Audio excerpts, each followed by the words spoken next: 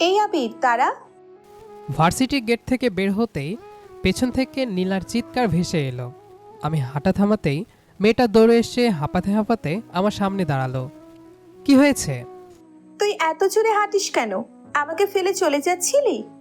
তুই তো ফোনে ব্যস্ত ছিলি। তাই বলে আমাকে রেখে চলে যাবি? আমি হেসে ফেললাম। এই মেয়েটার রাগও অদ্ভুত। 5 মিনিট আগেও আমার সাথে সেই ঝগড়া করবে, আবার 5 মিনিট পর এমনভাবে কথা বলবে যেন কিছুই হয়নি।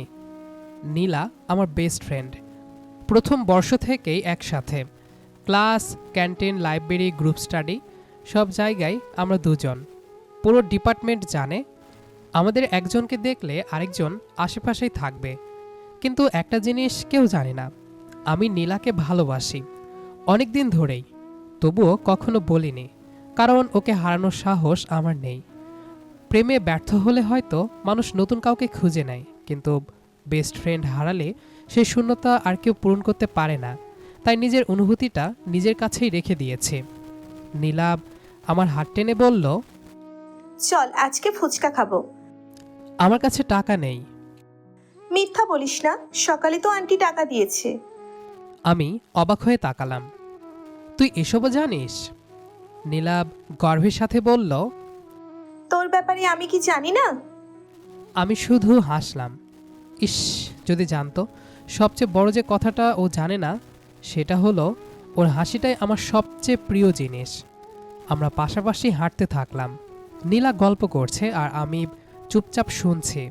মাঝে মাঝে মনে হয় এই পথটা যেন কোনোদিন শেষ না হয়। হাঁটতে হাঁটতে আমরা রাস্তার পাশের ফুচকার দোকানটায় গিয়ে দাঁড়ালাম। এই দোকানটায় আমরা প্রায় আসি। দোকানদার মামাও আমাদের দেখে এখন আর কিছু জিজ্ঞেস করেন না। নীলা ঝাল খায় আর আমি ঝাল কম, সেই অনুযায়ী বানান তিনি। মামা 2 প্লেট ফুচকা বানাতে শুরু করলেন। নীলা 2 হাত কোমরে রেখে একদৃষ্টিতে তাকিয়ে আছে, যেন পুরো প্রক্রিয়াটা তদারকি করছে। মামা, আজকে কিন্তু ঝাল কম দিবেন না, আগের বার একদমই ঝাল হয়নি। মামা হেসে বললেন, তোমার জন্য আলাদা করে বানাচ্ছি মা। নীলা খুশি হয়ে মাথা নাড়ল।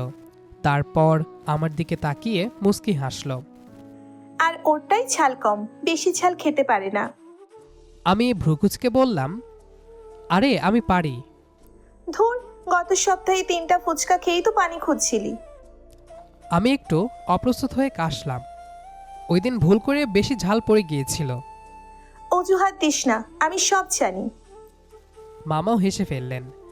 আশেপাশে দাঁড়িয়ে থাকা কয়েকজনও আমাদের কথাবার্তা শুনে মুচকি হাসছে।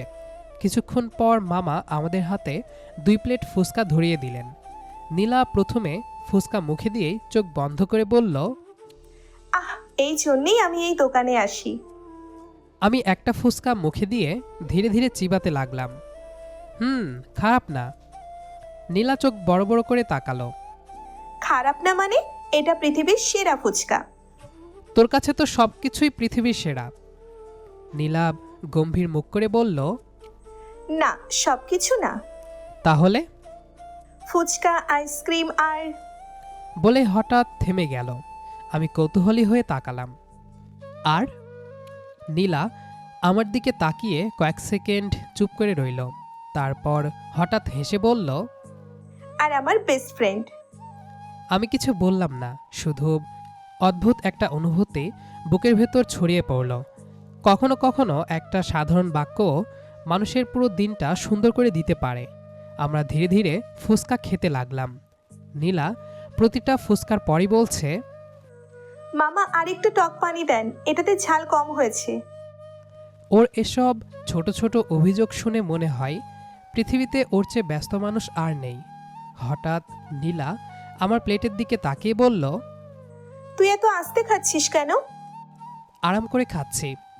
তুই আরাম করে খেতে খেতে শেষে আমি শেষ করে ফেলবো। খেয়ে ফেল।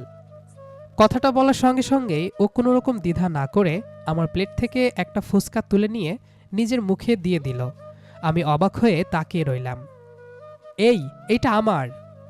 নীলাভ নির্বিকার মুখে চিবাতে চিবাতে বলল, তো তো মানে? তোর জিনিসই আমার অধিকার আছে। কথাটা এমন স্বাভাবিকভাবে বলল যেন এটাই পৃথিবীর সবচেয়ে স্বাভাবিক বিষয়। আমি কিছু বললাম না, কারণ ও জানে না ওর এই ছোট ছোট অধিকার ফলানো অভ্যাসগুলোই আমাকে সবচেয়ে বেশি দুর্বল করে দেয়। মামা আর কয়েকটা ফুচকা বানিয়ে দিলেন। নীলা এবার নিজের প্লেটটা আমার দিকে বাড়িয়ে বলল, এটা খা, অনেক মজা হয়েছে। তোরটা আমি কেন খাবো? কারণ আমি দিচ্ছি। আমি একটা ফুচকা তুলে খেলাম। সঙ্গে সঙ্গে নীলা জিজ্ঞেস করলো, কেমন? আমি মাথা নেড়ে বললাম, সত্যি অনেক ভালো হয়েছে। নীলা বিজয়ের মতো হাসল। দেখলি, আমি যা বলি সেটাই ঠিক হয়। আমি মাথা নেড়ে হাসলাম। হয়তো ঠিকই বলে, অন্তত আমার জীবনের সবচেয়ে সুন্দর মানুষটা যে ওই। এই ব্যাপারটা নিয়ে তো ওর সঙ্গে কোনো তর্কই চলে না। ফুচকা শেষ করে নীলা প্লেটটা মামার দিকে এগিয়ে দিল। মামা শেষের টক পানিটা দেন তো। মামা হেসে ছোট একটা বাটিতে টক পানি এগিয়ে দিলেন। নীলা 1 সেকেন্ডে সেটা খেয়ে চোখ বন্ধ করে তৃপ্তির হাসি দিল। আহ, এখন শান্তি লাগছে। আমি হেসে মাথা নেড়ে বললাম, তুই মানুষ না, ফুচকা খাওয়ার মেশিন। নীলা ভ্রু উঁচু করল।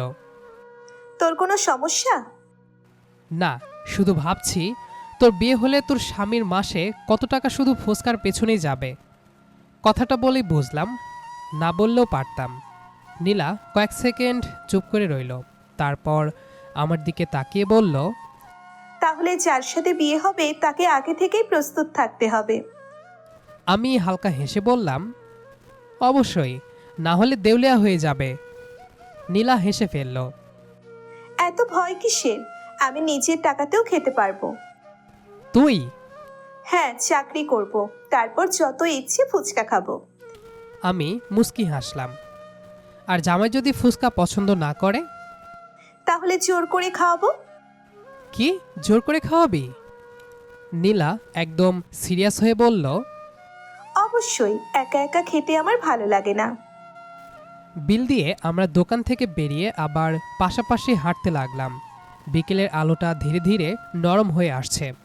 চারপাশে মানুষের ভিড়, গাড়ির শব্দ, দোকানগুলো ব্যস্ততা, সব কিছু যেন নিজের মতোই চলছে।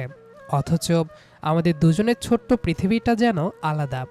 নীলা কখনো আমার পাশে হাঁটছে, কখনো 2 কদম সামনে গিয়ে আবার ফিরে আসছে। হঠাৎ রাস্তার পাশে একটা ছোট্ট ফুলের দোকানের সামনে গিয়ে দাঁড়িয়ে পড়ল। দেখ দেখ, কি সুন্দর গোলাপ। আমিও ওর পাশে গিয়ে দাঁড়ালাম। তুই আবার ফুলও পছন্দ করিস নাকি? নীলা ভ্রুকুচকে তাকালো। কেন, এতে অপছন্দের কি আছে? না, আমি তো ভেবেছিলাম এক ফুচকা ছাড়া আর কিছুই পছন্দ না তোর। ফুচকা আর ফুল এই দুটোই ভীষণ প্রিয় আমার কাছে, কোনোটার থেকে কোনোটা কম না। এই দুটো তোর লাইফে বেশি গুরুত্বপূর্ণ? বলতে পারিস। আর তোর ফিউচার হাজবেন্ড? নীলা আমার দিকে ভ্রুকুচকে তাকালো। তুই কথায় কথায় এত জামাই জামাই করিস কেন? তা না, তুই না বললি তোর প্রথম ভালোবাসা ফুচকা আর ফুল, তাই জিজ্ঞেস করলাম। নীলা ঠোঁট ফুলিয়ে বলল, অসহ্য ছেলে। কথাটা বলেও মুখে চাপা হাসি লুকাতে পারল না। আমি বুঝতে পারলাম ওর এই রাগগুলো 1 মিনিটের বেশি টেকে না। তবু ইচ্ছে করে মাঝে মাঝে খেয়া পাই, কারণ রাগের মাঝেও ওর মুখটা অদ্ভুত সুন্দর লাগে। হাঁটতে হাঁটতে একটা আইসক্রিমের দোকানের সামনে পৌঁছাতেই নীলা থেমে গেল। আবির, এবার কি? নীলা দোকানের দিকে আঙ্গুল দেখিয়ে বলল, আইসক্রিম খাবো। আমি দীর্ঘশ্বাস ফেললাম। 5 মিনিট আগে না ফুচকা খেলি? নীলা মাথা নেড়ে বলল, ফুচকা আলাদা, আইসক্রিম আলাদা। এই যুক্তি পৃথিবীর আর কোথাও আছে? নীলা গম্ভীর মুখে বলল, আছে আমার কাছে। আমি হেসে দোকানদারকে 2টা আইসক্রিম দিতে বললাম। আইসক্রিম হাতে নিয়ে আমরা আবার হাঁটতে শুরু করলাম। কিছুক্ষণ পর দেখি নীলা কোনো কথা বলছে না, চুপচাপ আইসক্রিম খাচ্ছে। আমি তাকিয়ে বললাম, কি হলো, এত চুপচাপ কেন? নীলা একটু ভেবে বলল, জানিস, মাঝে মাঝে মনে হয় আমাদের এই সময়গুলো যদি কখনো শেষ না হতো। আমি হালকা হেসে বললাম, কেন শেষ হবে? নীলা কাঁধ ঝাঁকালো। একদিন তো সবাই নিজের নিজের জীবন নিয়ে ব্যস্ত হয়ে যাবে। আমি কোনো উত্তর দিলাম না। কথাটা খুব সাধারণ হলেও অদ্ভুতভাবে বুকের ভেতর গিয়ে লাগলো। আমি কখনো ওকে ছাড়া ভবিষ্যতের কথা ভাবিনি, বরং যতদিন যাচ্ছে ততই বুঝতে পারছি নীলা আমার জীবনের এমন একটা অভ্যাস হয়ে গেছে যেটাকে আলাদা করে আর অনুভবই করি না। যেমন প্রতিদিন সূর্য ওঠে নিঃশ্বাস নেই, ঠিক তেমনই নীলা আমার প্রতিদিনের অংশ। হয়তো এই কারণেই ওকে হারানোর ভয়টা দিন দিন আরও বাড়ছে। আমরা রাস্তা পার হওয়ার জন্য দাঁড়াতেই হঠাৎ একটা মোটরসাইকেল দ্রুত গতিতে চলে এলো। আমি কিছু না ভেবেই নীলার হাতটা ধরে নিজের দিকে টান দিলাম। ও অবাক হয়ে আমার দিকে তাকিয়ে রইল। এত ভয় পেয়েছিস? আমি হাতটা ছেড়ে দিয়ে বললাম, সাবধানে হাঁটতে পারিস না? নীলা কয়েক সেকেন্ড আমার দিকেই তাকিয়ে রইল, তারপর আস্তে করে হাসল। সেদিন বাসায় ফিরে অনেক রাত পর্যন্ত ঘুম এলো না। বারবার নীলার কথাগুলোই মনে পড়ছিল। আগে এসব কথাকে শুধুই বন্ধুত্ব বলে এড়িয়ে যেতাম, কিন্তু এখন আর পারছি না। আমি বুঝতে পারছি প্রতিদিন একটু একটু করে আমি ওর প্রতি আরও দুর্বল হয়ে পড়ছি।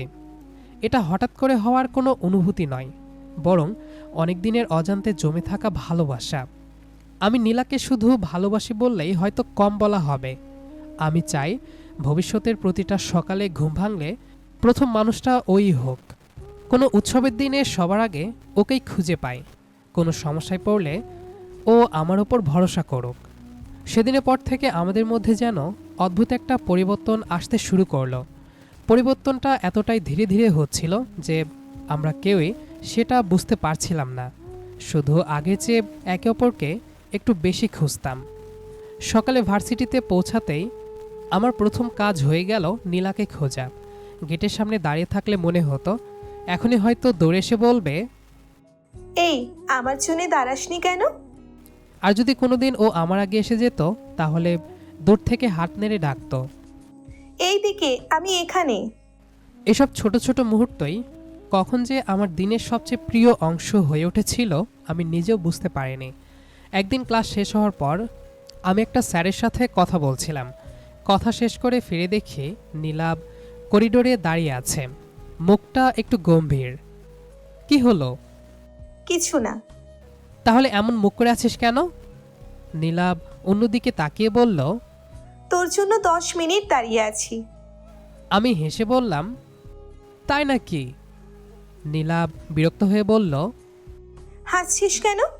একটা কথাও বলে গেলি না।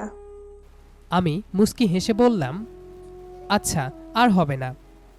আমার কথাটা শুনেই ওর মুখের অভিমানটা মুহূর্তের মধ্যেই মিলিয়ে গেল। সেদিন বুঝলাম আমার অপেক্ষা করতে ওর আর বিরক্ত লাগে না, বরং অপেক্ষা করার অধিকারটা ও নিজের অজান্তেই নিয়ে নিয়েছে। এরপর থেকে ব্যাপারটা নিয়ম হয়ে গেল। আমি কোথাও গেলে নীলাকে বলে যাই, নীলা কোথাও গেলে আমাকে জানিয়ে যায়। একদিন ক্যান্টিনে বসে চা খাচ্ছি, নীলা হঠাৎ আমার কাপটা নিজের দিকে টেনে নিয়ে এক চুমুক দিয়ে দিল। আমি অবাক হয়ে বললাম, এই এটা তো আমার। নীলাভ নির্বিকার গলায় বলল, তো কি হয়েছে? তুই নিজেরটা খা। তোরটা খেতে বেশি ভালো লাগে। আমি আর কিছু বললাম না, মনে মনে শুধু একটা কথাই ভাবছিলাম, ও হয়তো বুঝতেই পারে না এমন ছোট ছোট কাজগুলোই আমাকে প্রতিদিন আরও একটু বেশি ওর প্রেমে ফেলে দিচ্ছে। দিনগুলো এভাবেই কেটে যাচ্ছিল। ঝগড়া হচ্ছিল, আবার 5 মিনিট পর ঠিক আগের মতোই কথা হচ্ছিল। কখনো আমি রাগ করতাম, কখনো নিলাম, কিন্তু দিনের শেষে আমরা কেউই কারোর ওপর বেশিক্ষণ রাগ করে থাকতে পারতাম না। একদিন হঠাৎ করে মনে হলো আমি আর শুধু ওকে ভালোবাসি না, আমি ওকে আমার ভবিষ্যতের প্রতিটা ছবিতে দেখতে শুরু করেছি। রাস্তা দিয়ে হাঁটতে হাঁটতে মনে হয় এই পথটা যদি সারা জীবন ওর সাথে হাঁটতে পারতাম। ফুচকার দোকানে দাঁড়ালে মনে হয় একদিন যদি ওকে নিয়ে এইভাবে সন্ধ্যাবেলায় বের হতে পারতাম। আর যখন ও হাসে তখন মনে হয় এই হাসিটা যেন কোনোদিন হারিয়ে না যায়। আরও কয়েকটা দিন কেটে গেল, সব কিছু আগের মতোই চলছিল। ঝগড়া, খুনসুটি, একসাথে ক্লাস করা, ক্যান্টিনে বসা, লাইব্রেরিতে বই পড়া, সবই চলছিল। কিন্তু আমার ভেতরে একটা যুদ্ধ প্রতিদিন আরও বড় হচ্ছিল। প্রতিবার নীলার দিকে তাকালেই মনে হতো আর কতদিন নিজের অনুভূতিটা লুকিয়ে রাখব। যদি কোনোদিন খুব দেরি হয়ে যায়, যদি কোনোদিন ওর জীবনে অন্য কেউ এসে যায়, এই চিন্তাগুলোই আমাকে অস্থির করে তুলছিল। অবশেষে একদিন সিদ্ধান্ত নিলাম আজ আর কিছু লুকাবো না। ক্লাস শেষ হওয়ার পর নীলাকে বললাম, তোর সাথে একটু কথা ছিল। নীলাব আমার মুখের দিকে তাকিয়ে বলল, এত সিরিয়াস কেন? কিছু হয়েছে? আমি হালকা হেসে বললাম, চল একটু হাঁটি। আমরা ক্যাম্পাসের ভেতরের নিরিবিলি রাস্তাটা ধরে হাঁটতে লাগলাম। আজ দুজনের কেউই তেমন কথা বলছিলাম না। কিছু দূর যাওয়ার পর আমি থেমে গেলাম। নীলাব অবাক হয়ে আমার দিকে তাকালো। কি হলো? আমি একটা দীর্ঘশ্বাস ফেললাম। আজকে যা বলবো সেটা বলার সাহস জোগাড় করতে আমার অনেক সময় লেগেছে। নীলা এবার একটু চিন্তিত হয়ে গেল। আবির, ভয় লাগছে, কি হয়েছে? আমি ওর চোখের দিকে তাকিয়ে শান্ত গলায় বললাম, ভয় পাওয়ার মতো কিছু না, শুধু চাই আমি পুরো কথাটা শেষ করার আগে তুই কিছু বলবি না। নীলা ধীরে ধীরে মাথা নেড়ে সম্মতি দিল। আমি কয়েক সেকেন্ড চুপ থেকে বললাম, প্রথম বর্ষ থেকে আমরা একসাথে আছি। তুই আমার সবচেয়ে কাছের মানুষ। আমার ভালো মন্দ, রাগ, অভিমান সবচেয়ে বেশি জানিস তুই। একটু থেমে আবার বললাম, কিন্তু একটা জিনিস আমি কখনো তোকে বলিনি। নীলা চুপচাপ শুনছে। আমি একটা দীর্ঘশ্বাস ফেলে বললাম, আমি তোকে অনেকদিন ধরে ভালোবাসি নীলা। কথাটা বলেই বুকের ভেতরটা হালকা হয়ে গেল। আমি আবার বললাম, প্রথমে ভেবেছিলাম সময়ের সাথে হয়তো অনুভূতিটা চলে যাবে, কিন্তু হয়নি। বরং যত দিন গেছে ততই বুঝেছি তোকে ছাড়া আমার ভবিষ্যৎ কল্পনা করতে পারি না। নীলা স্থির হয়ে দাঁড়িয়ে আছে, ওর মুখে কোনো কথা নেই। আমি মৃদু হেসে বললাম, আমি কখনো তোকে বলিনি, কারণ তোকে হারানোর ভয় ছিল। যদি তুই দূরে সরে যাস তাহলে তোকে বন্ধু হিসেবেও আর পাবো না। কয়েক মুহূর্ত নীরবতা নেমে এলো। আমি আস্তে করে বললাম, আমি কোনো উত্তর পাওয়ার জন্য তোকে চাপ দিচ্ছি না, শুধু চেয়েছিলাম তুই সত্যিটা জানিস। এতক্ষণে নীলা ধীরে ধীরে আমার সামনে এসে দাঁড়ালো। কয়েক সেকেন্ড শুধু আমার চোখের দিকেই তাকিয়ে রইল। তারপর হঠাৎ মৃদু হেসে বলল, একটা কথা বলবো? আমি মাথা নেড়ে বললাম, বল। তুই সত্যিই একটা বোকা। আমি অবাক হয়ে তাকালাম। মানে? নীলা হালকা হেসে মাথা নিচু করল।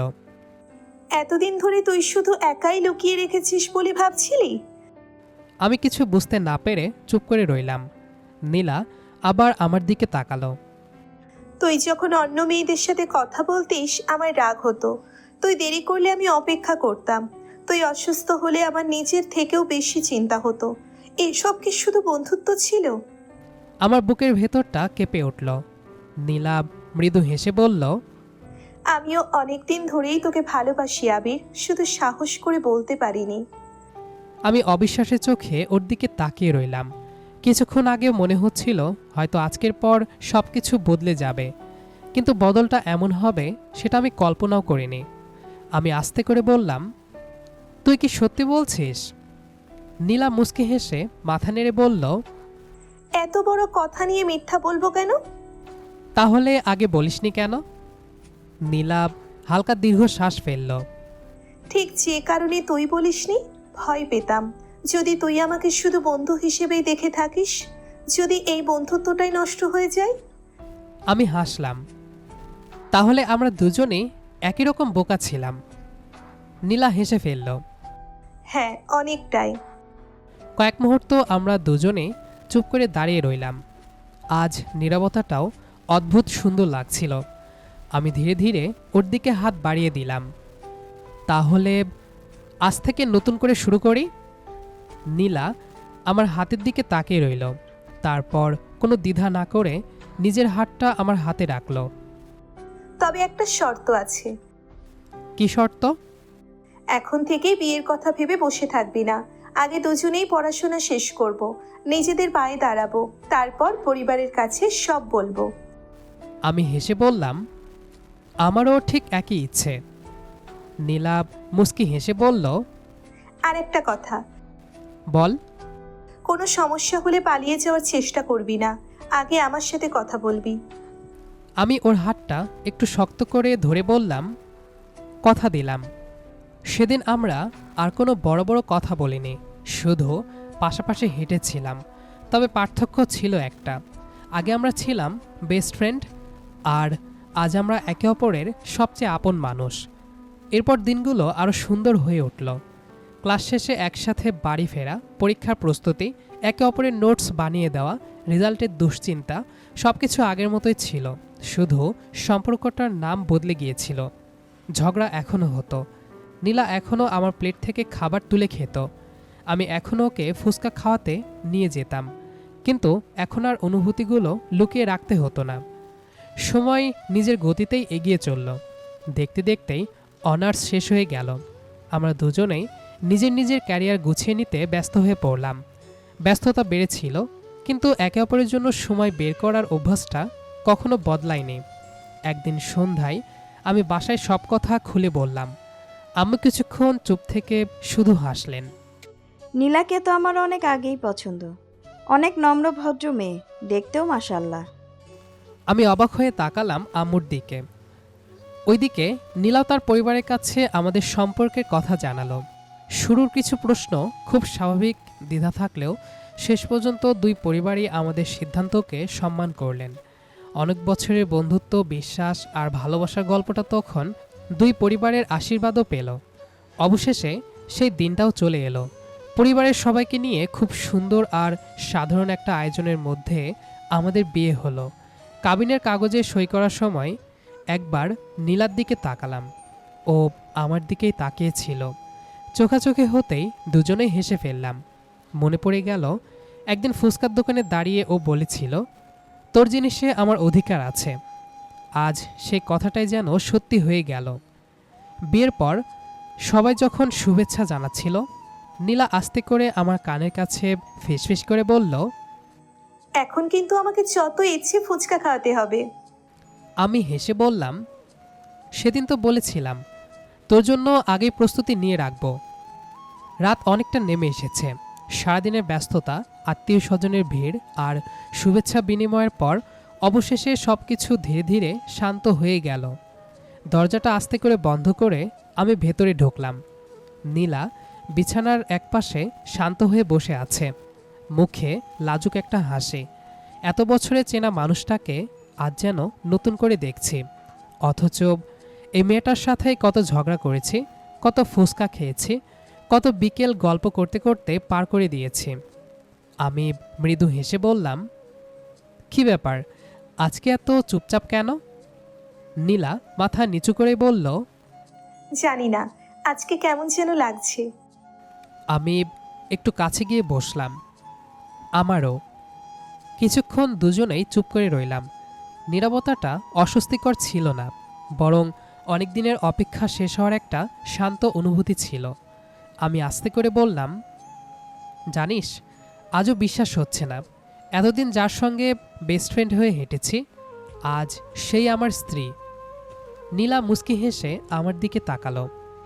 আমারও মাঝে মাঝে মনে হচ্ছে সবকিছু স্বপ্ন না তো। আমি হালকা হেসে বললাম, যদি স্বপ্ন হয় তাহলে আমি চাই কখনো যেন ঘুম না ভাঙে। কথাটা শুনে নীলার গাল দুটো লাল হয়ে উঠল। আমি ধীরে ধীরে নিজের হাতটা ওর দিকে বাড়িয়ে দিলাম। এবার তো হাত ধরতে কোনো অজুহাত লাগবে না, তাই না? নীলা কিছু না বলে নিজের হাতটা আমার হাতে দিল। ওর হাতটা আগের মতোই নরম, কিন্তু আজ সেই স্পর্শের অনুভূতিটা অন্যরকম। এতদিনের না বলা অনুভূতিগুলো যেন এই ছোট্ট স্পর্শেই জায়গা খুঁজে পেল। নীলা আস্তে করে বলল, এতদিন পরে অবশেষে। আমি মৃদু হেসে বললাম, আমি আলতো করে ওর কপালের সামনে পড়ে থাকা চুলগুলো সরিয়ে দিলাম। নীলা লাজুক চোখে আমার দিকে তাকিয়ে রইল। আমি খুব ধীরে ওর কপালে একটা স্নেহভরা চুমু খেলাম। নীলা চোখ বন্ধ করে ছোট্ট একটা নিঃশ্বাস ফেলল। এই মুহূর্তটা আমি কোনো দিন ভুলব না। কয়েক সেকেন্ড পর নীলা নিজেই একটু এগিয়ে এসে মাথাটা আমার কাঁধে রাখল। আমি আলতো করে ওকে জড়িয়ে ধরলাম। দুজনের কেউই কোনো কথা বলছিলাম না, কারণ কিছু অনুভূতি শব্দ দিয়ে প্রকাশ করা যায় না, শুধু নীরবতাটাই সেগুলোকে সবচেয়ে বেশি সুন্দর বলে দেয়। কিছুক্ষণ পর নীলা মুখ তুলে আমার দিকে তাকালো। একটা কথা বলবো? ধন্যবাদ। কিসের জন্য? এত বছর অপেক্ষা করার জন্য। বন্ধুত্বটাকে সব সময় সবচেয়ে বেশি গুরুত্ব দেওয়ার জন্য, আর আমাকে কখনো হারিয়ে যেতে না দেওয়ার জন্য। ধন্যবাদটা তো আমার দেওয়া উচিত। আমার জীবনের সবচেয়ে ভালো বন্ধুই আজ আমার জীবন সঙ্গী। নীলা চোখ নামিয়ে লাজুক হেসে ফেলল। আমি আলতো করে ওর থুতনিটা তুলে আবারও ওর চোখের দিকে তাকালাম। আমাদের মাঝে দূরত্বটা ধীরে ধীরে কমে এলো। আমি থেমে ওর চোখের দিকে তাকিয়ে রইলাম। নীলা লাজুক হাসি দিয়ে চোখ বন্ধ করে নিল। আমি খুব ধীরে খুব যত্ন করে ওর ঠোঁটে ছোট্ট একটি কোমল চুমু খেলাম। মুহূর্তটা ছিল শান্ত, আন্তরিক আর ভালোবাসায় ভরা। কয়েক সেকেন্ড পর আমরা দুজনেই অকারণে হেসে ফেললাম। আমি মজা করে বললাম, আচ্ছা একটা কথা বলতো, কি? এখনও কি তোর জিনিসে আমার অধিকার নেই, নাকি শুধু আমার জিনিসেই তোর অধিকার? নীলা হেসে আমার বুকে হালকা একটা চাপড় দিয়ে বলল, এখন আর তোর আমার আলাদা কিছু আছে নাকি? আমি ওকে আবার আলতো করে জড়িয়ে ধরলাম। জানালার বাইরে রাত আরও গভীর হচ্ছিল, আর আমাদের দুজনের গল্পটাও যেন নতুন এক অধ্যায় পা রাখছিল। গল্পের শুরুটা হয়েছিল শুধুই বন্ধুত্ব দিয়ে। কখনো ভাবিনি প্রতিদিনের চেনা চেনা খুনসুটি, ফুচকার দোকানে বসে ঝগড়া করা আর রাস্তার মোড়ে হাত টেনে ধরার এই অভ্যাসটাই একদিন আমার জীবনের সবচেয়ে সুন্দর পরিণতি পাবে। বেস্ট ফ্রেন্ডকে হারানোর ভয়টা যে কতটা তীব্র ছিল তা শুধু আমার এই মনটাই জানতো। আর আমার মনটাও তো একই ভয়ে কাঁপতো, কিন্তু আজ সব দ্বিধা আর ভয় পেরিয়ে আমরা দুজনে এক নতুন পথ চলা শুরু করলাম। কখনো কখনো যাকে আমরা শুধু ভালো বন্ধু ভাবি, একটু মন দিয়ে তাকালেই বোঝা যায় সেই মানুষটাই আসলে আমাদের পুরো পৃথিবী। বেস্ট ফ্রেন্ড যখন বউ হয় তখন জীবনের সমীকরণটা খুব সহজ হয়ে যায়। যেখানে কোনো লুকোছাপা থাকে না, থাকে শুধু একাকাশ অধিকার আর আজীবন একসাথে পথ চলার এক অদ্ভুত নিশ্চয়তা। আজ থেকে নীলার ফুচকা খাওয়া আর ফুলের সব আবদার সামলানোর দায়িত্বটা চিরদিনের জন্য আমার। আমাদের এই মিষ্টি বন্ধুত্বের ভালোবাসার গল্পটি আপনাদের কেমন লাগলো তা কিন্তু কমেন্ট বক্সে জানাতে একদম ভুলবেন না। গল্পটি ভালো লেগে থাকলে অবশ্যই লাইক, শেয়ার এবং চ্যানেলটি সাবস্ক্রাইব করে আমাদের পাশেই থাকবেন। আজকের মতো আমরা এখানে বিদায় নিচ্ছি। খুব শীঘ্রই আবার দেখা হবে নতুন কোনো গল্প, নতুন কোনো অনুভূতি নিয়ে। ততক্ষণ পর্যন্ত সবাই ভালো থাকুন, সুস্থ থাকুন। আল্লাহ হাফেজ।